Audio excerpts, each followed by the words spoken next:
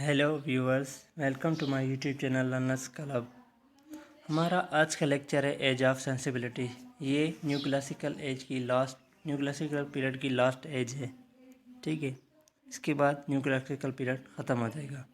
अभी हम as of sensibility, जिसका टाइम पीरियड है 1750 से 1798 तक, यानी कि 1750 से 1798 तक। अभी हम इस एज का इंट्रोडक्शन देखते हैं। Reason and sensible views control the literature. That's why this age is called age of sensibility. यानी कि रीज़न, इसकी कोई भी चीज़ जो लिखता था उसकी वजह क्या थी। सेंसिबल यानी कि काबिल एहसास, जिसको एहसास किया जाता था, वो उन व्यूज़ ने लिटरेचर को कंट्रोल किया। इस वजह से दी एज जो कि एज थी, इस एज को एज ऑफ सेंसिबिलिटी कहा गया। This age is started after Pope's death. ये एज क्या शुरू हुई? पॉप्स के मरने के बाद ये एज शुरू हुई and ended with the first edition of lyrical ballads. और ये पोएम एंड होती है उसके लिरिकल बैलेड्स की फर्स्ट एडिशन के साथ। इन 1764 doctor Johnson founded his famous literary club. क्या 1764 में, यानी कि 1764 में जॉनसन ने अपना एक लिटरेरी क्लब बनाया जिसका नाम था Johnson's literary club. The social injustice of this age promoted the Great Revolution known as the French Revolution। जो सोशल इनजस्टिस थे, यानी कि समाजी इनजस्टिस, नाइंसाफ़ियाँ थी, उन्होंने क्या प्रमोट किया था? एक ग्रेट रेवोल्यूशन को, यानी एक बहुत बड़े इनकलाब को, जिसका नाम था, जिसको कहा गया दी फ्रेंच रेवोल्यूशन, यानी कि French revolution, which started in 1789 and ended till 1799, जो कि 1789 में स्टार्ट हुआ और 1799 तक चला।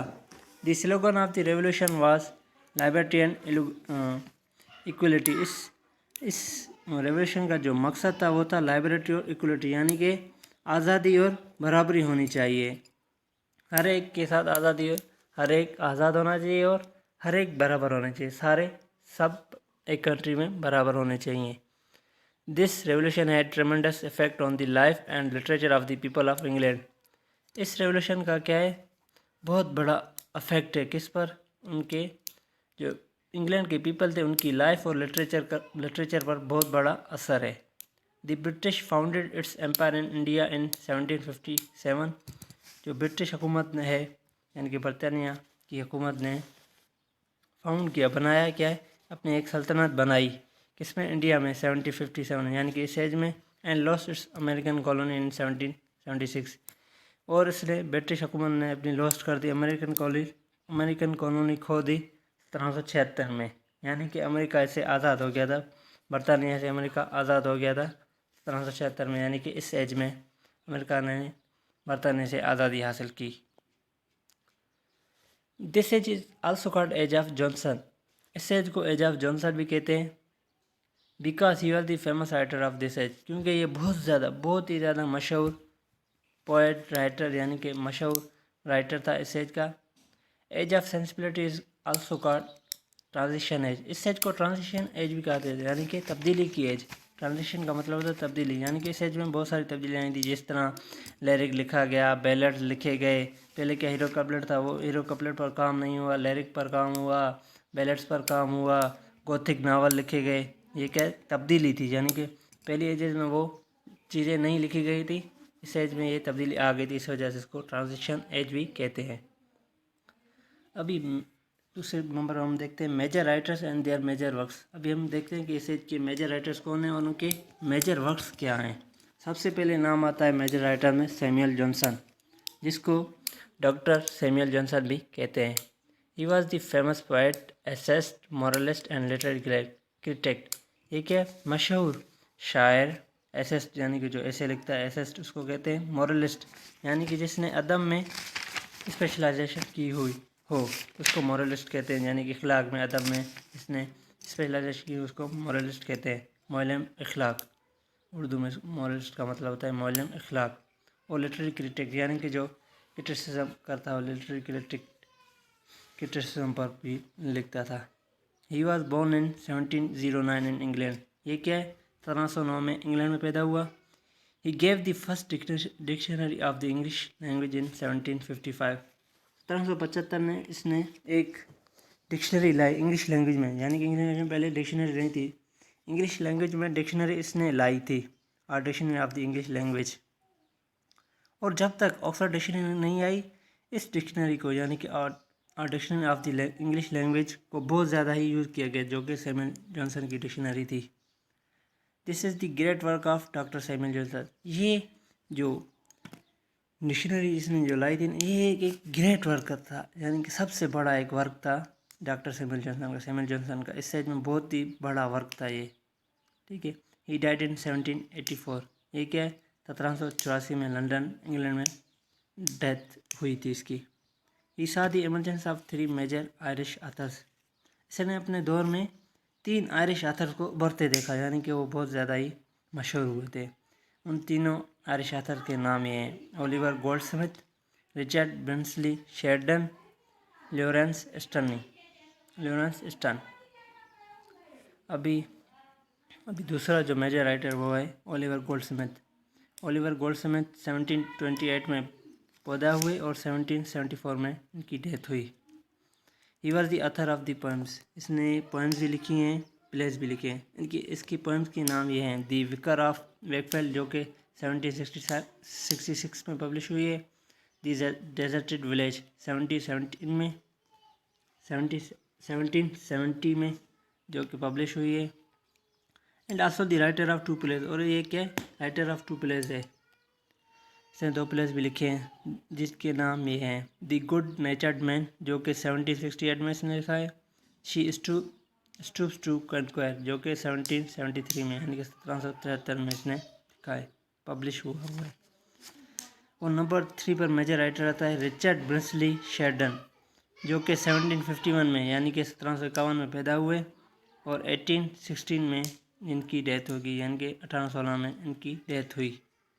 His first play was the rivals, जो कि 1775 में यानी कि 1775 में पब्लिश हुआ है।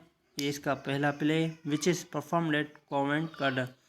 इस प्ले को द राइवल्स को क्या है, कॉवेंट गार्डन में परफॉर्म किया गया था, यानी कि इसको कॉवेंट गार्डन में परफॉर्म किया गया था। इसके बाद आता है the school for scandal was also written by Richard Brinsley Sheridan. The school for scandal, ये भी एक प्ले जो कि रिचर्ड ब्रिंसली शेरिडन ने लिखा है। Goldsmith and Sheridan wrote comedies, यानी कि जो ओलिवर गोल्डस्मिथ और रिचर्ड ब्रिंसली शेरिडन थे वो कॉमेडीज लिखते थे, which are closer to the restoration comedies. ये रेस्टोरेशन कॉमेडीज को बहुत ज़्यादा पसंद करते थे, यानी कि जो ये कॉमेडीज लिखते थे वो रेस्टोरेशन कॉमेडीज़ के क्लोजर होती थी, उनके नज़दीक होती थी। लॉरेंस स्टर्न, जो कि 1713 में पैदा हुए और 1768 में इनकी डेथ हुई। ही पब्लिश हिज फेमस नावल। इसने अपना एक फेमस नावल पब्लिश करा जिसका नाम था ट्रिस्ट्रम शैंडी इन पार्ट्स। ये ट्रिस्ट्रम शैंडी जो है ये पब्लिश हुआ है, पार्ट्स में पब्लिश हुआ है। बिटवीन 1759 से लेकर 1767 तक इसकी पब्लिकेशन हुई, यानी कि पार्ट्स। पहला पार्ट 1759 में हुआ, फिर दूसरा इस तरह 1767 तक ये पब्लिश होता रहा है।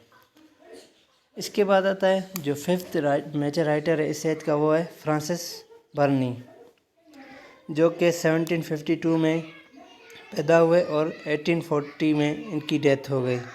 ही wrote a novel named एविना।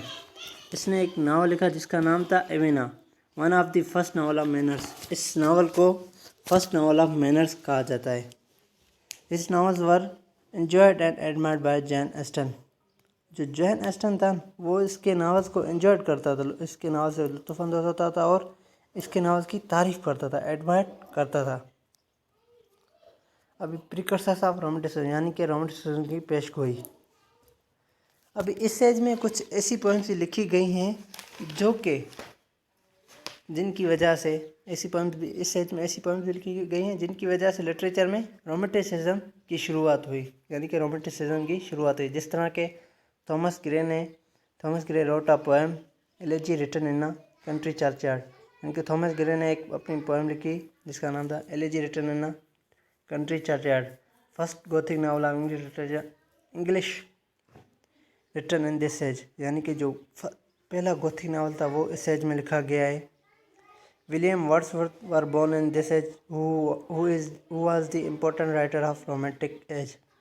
William Wordsworth भी इस एज में पैदा हुए जो कि इम्पोर्टेंट राइटर है, यानी कि बहुत ही ज़्यादा इम्पोर्टेंट राइटर है रोमेंटिक एज का।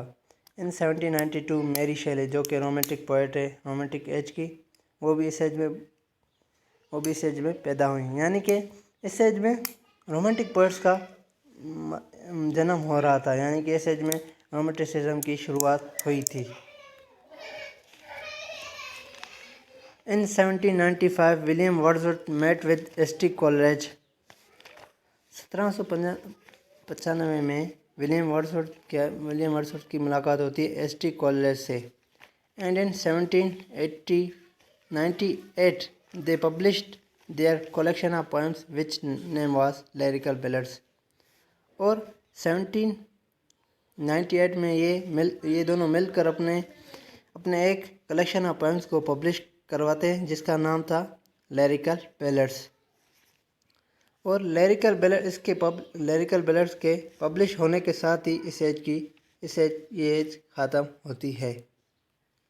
Thank you for viewing my video. अगर मेरी वीडियो आपको अच्छी लगे तो मेरे यूट्यूब चैनल को सब्सक्राइब करें और मेरी वीडियो को लाइक करें।